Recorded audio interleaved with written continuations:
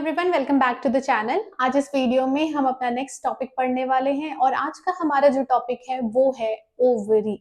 तो इससे previous video में मैंने आपको बताया था कि हम गोनाड्स पढ़ रहे हैं जो कि एंडोक्राइन ग्लैंड है। और गोनाड्स की जब हम बात करते हैं तो उसमें आता है टेस्टिस एंड ओवरी। तो टेस्टिस ऑलरेडी प्रीवियस वीडियो में हमने पढ़ लिया है। आज इस वीडियो में डिटेल में हम पढ़ेंगे ओवरी। ओके, डायग्राम यहाँ पे बहुत ही कॉमन डायग्राम मैंने बना रखी है, लेकिन ओरिजिनल डायग्राम आपको स्क्रीन पे आ जाएगा सो दैट वो इजीली आपको समझ में आ पाए। ठीक है, सबसे पहले स्टार्ट करते हैं ओवरी का एनाटॉमी कि एनाटॉमी क्या है। एनाटॉमी सबसे पहले देखेंगे तो the ovary is a primary female reproductive glands located on both side of uterus in pelvic cavity. Okay, तो आप देख सकते हो कि ये यूट्रस है और यूट्रस के दोनों ही साइड में क्या प्रेजेंट होता है, ओवरी प्रेजेंट होती है। इसीलिए हम इसे ओवरीज बोल रहे हैं क्योंकि दो ओवरी है, लेफ्ट एंड राइट ओवरी। और ये क्या है, ये बहुत छोटे होते हैं, मतलब ऐसा लग रहा है इमेज देखने पे हमें ऐसा लगता है कि ये बहुत बड़ा होता है, पर आप जब एक्चुअल में देखोगे ये बहुत ही छोटा होता है। जैसे आलमंड शेप होता है, आलमंड शेप का होगा ये। ठीक है, यहाँ देखो नीचे लिखा भी हुआ है, it is almond shaped whitish in colour. ठीक है, तो ये क्या होते हैं, व्हाइट कलर के होंगे एक तो, और आलमंड शेप के होंगे, जो बादाम होता है बादाम के शेप के ये होते हैं। ओके, और क्या हमने पढ़ा कि ये पेल्विक कैविटी के अंदर आता है। ठीक है, तो अगर कोई पूछता है कि ओवरी कहाँ लोकेटेड है, कौन सी कैविटी में है, तो आप क्या बोलोगे, पेल्विक कैविटी। और जिस जगह पे ये प्रेजेंट होता है उसको हम बोलते हैं ओवेरियन फोसा। ठीक है, यहाँ लिखा हुआ है देखो, located on both side of uterus in pelvic cavity called ovarian fossa supported by ovarian ligaments. तो यहाँ से ना कुछ लिगामेंट्स होते हैं, यहाँ से कुछ लिगामेंट्स आते हैं जो इसको सपोर्ट करते हैं। ठीक है, ओवरीज को। ओके, डिटेल में हम जब रिप्रोडक्टिव सिस्टम पढ़ेंगे वहां पे हम इसे डिटेल में पढ़ेंगे। यहाँ जस्ट एक ओवरव्यू ले रहे हैं कि इसका एनाटॉमी क्या है। ये एंडोक्राइन सिस्टम पढ़ रहे हैं हम, तो एंडोक्राइन सिस्टम में मेन फोकस रहता है कि इसके हॉर्मोन्स क्या करते हैं। ओके, नेक्स्ट आते हैं हम स्ट्रक्चर पे। तो अगर मैं स्ट्रक्चर की बात करूं इसकी ओवरी की, तो अगर आप इसे यहाँ जूम करके देखोगे कुछ ऐसे, अगर मैं जूम कर दूं, ठीक है, आप जब इसे देखोगे तो ovaries are surrounded with capsule. ठीक है, तो ये भी कैप्सूल से सराउंडेड होता है, जैसा आप इमेज में देख सकते हो। ठीक है, तो जो ये वाली लेयर है इसे हम बोलते हैं ट्यूनिका एल्बिजूनिया। ठीक है, ट्यूनिका एल्बिजूनिया, मैं यहाँ पे टी ए लिख देती हूँ, ये लिखा हुआ है ऑलरेडी। ठीक है, हमने जब टेस्टिस पढ़ा था वहां पे भी मैंने आपको बताया था कि ये डेंस कनेक्टिव टिश्यू से बना होता है ये कैप्सूल, और इस कैप्सूल का नाम क्या होता है, ट्यूनिका एल्बिजूनिया। ओके, और उसके अलावा इसमें दो पार्ट्स होते हैं, आउटर कॉर्टेक्स और इनर मेडुला। जैसे हम एड्रिनल ग्लैंड में पढ़ते हैं आउटर कॉर्टेक्स और इनर मेडुला, वैसे यहाँ पे भी है। तो ये वाला जो पोर्शन आ जाएगा, ये इतना पोर्शन जो आता है वो आ जाएगा कॉर्टेक्स का, और अंदर जो ये वाला पार्ट है ये आ जाएगा इनर मेडुला का। इमेज में आप देख सकते हैं। ओके, ठीक है, अब आते हैं हम फिजियोलॉजी ऑफ ओवरीज पे, ठीक, कि ओवरीज का फिजियोलॉजी क्या है, मतलब फंक्शन क्या है। तो ओवरीज का क्या काम है, एक तो प्रोड्यूसिंग एग्स फॉर रिप्रोडक्शन। जैसे हमने टेस्टिस में पढ़ा था कि वो क्या करते हैं, स्पर्मेटोजोआ प्रोड्यूस करते हैं सो दैट फर्टिलाइजेशन हो पाए, वैसे ही ओवरीज का क्या फंक्शन है कि वो एग्स बनाते हैं सो दैट स्पर्मेटोजोआ जो है वो उस एग को फर्टिलाइज कर पाए। ओके, तो एग का प्रोडक्शन और सिक्रीटिंग हार्मोन्स जैसे कि एस्ट्रोजन और प्रोजेस्टेरॉन। ओके, प्रीवियस वीडियो में जब हम एड्रिनल ग्लैंड पढ़ रहे थे तो हमने एस्ट्रोजन और प्रोजेस्टेरॉन के बारे में थोड़ा सा पढ़ा था, यहाँ पे हम अलग अलग पढ़ेंगे।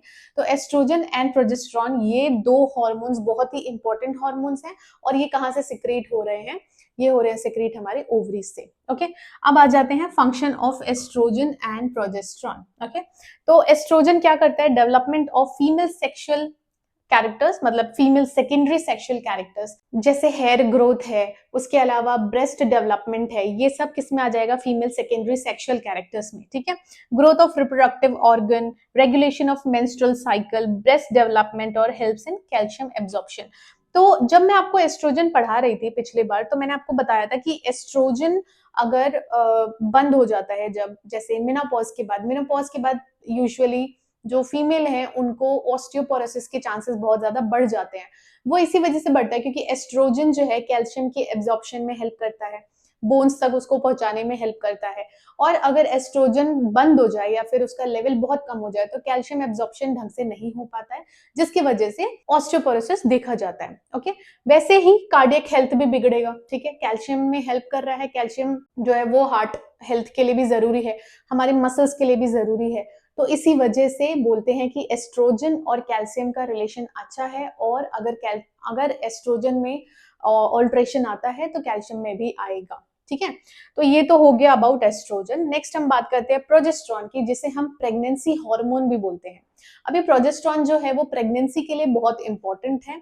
ओके, देखो, prepare uterus endometrium for embryo implantation. Okay, तो यहाँ पे ये जो एंडोमेट्रियम है इस एरिया में ये क्या करता है, जो मसल्स है उसको सूद कर देता है, बहुत ही रिलैक्स कर देता है, सो दैट वहां पे अच्छे से जो एग है वो आके, अगर यहाँ से रिलीज हो रहा है एग, आके यहाँ पे इम्प्लांट हो जाए या यहाँ पे इम्प्लांट हो जाए, सो दैट जो एम्ब्रायो है वो वहां पे इम्प्लांट हो जाए, सो दैट बच्चे का जो ग्रोथ है वो शुरू हो जाए, फीटस का ग्रोथ शुरू हो जाए।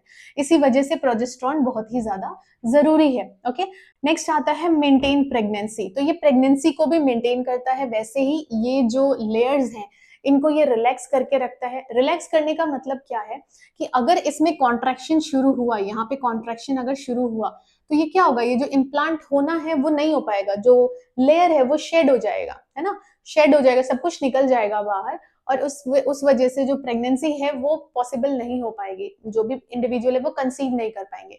इसी वजह से प्रोजेस्टेरॉन का लेवल सही होना बहुत ज्यादा जरूरी है।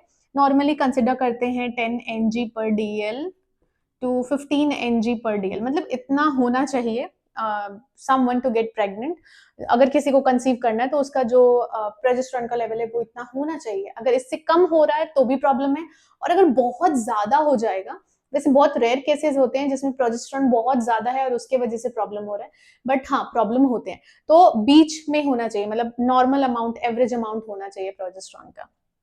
ओके, तो प्रोजेस्टेरॉन का एक और काम है कि वो ब्रेस्ट को लैक्टेशन के लिए भी प्रिपेयर करता है, इसी वजह से हम इसे क्या बोलते हैं, प्रेगनेंसी हार्मोन। और अगर आप इसे याद रखोगे तो आपको सब कुछ अच्छे से याद रहेगा। ठीक है, ये कहाँ से सिक्रीट होता है, कॉर्पस ल्यूटियम से। ठीक है, कॉर्पस ल्यूटियम से ये सिक्रीट होता है, और ये इसको इंडिकेट कौन कर रहा है, सेम प्रोसेस है जैसे कि हाइपोथैलेमस जो है, हाइपोथैलेमस ने जीएनआरएच सिक्रीट किया। ठीक है, मैं रेड से बता देती हूँ, हाँ, जीएनआरएच सिक्रीट किया, इसने पिट्यूटरी ग्लैंड को जाके सिग्नल किया, पिट्यूटरी ग्लैंड ने एफएसएच सिक्रीट किया, है ना, एलएच सिक्रीट किया, जो हमने प्रीवियस टेस्टिस में भी पढ़ा था। और एफएसएच जो है वो जाकर ओवरीज पे एक्ट करता है, कॉर्पस ल्यूटियम को इंडिकेशन देता है कि प्रोजेस्टेरॉन को सिक्रीट करो। और ये प्रोजेस्टेरॉन कब सिक्रीट होता है, ओव्यूलेशन फेज के बाद में। ठीक है, तो हम जब मेंस्ट्रुअल साइकिल पढ़ते हैं तो हमारे पास कुछ 4 फेजेस है, menstrual phase, follicular phase, ovulation phase और ल्यूटिल फेज। ठीक है,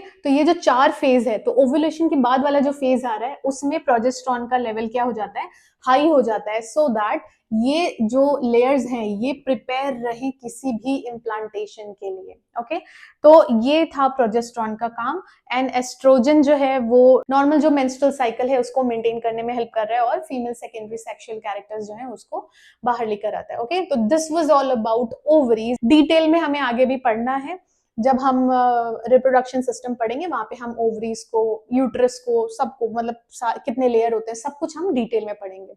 तो आज के लिए इतना ही। आई होप आपको ये सब अच्छे से समझ में आया हो। अगर ये वीडियो अच्छी लगी तो वीडियो को लाइक करें, चैनल को सब्सक्राइब करें, और कोई भी डाउट या फिर रिकमेंडेशन है तो आप मुझे कमेंट सेक्शन में बता सकते हैं। Thank you so much for watching.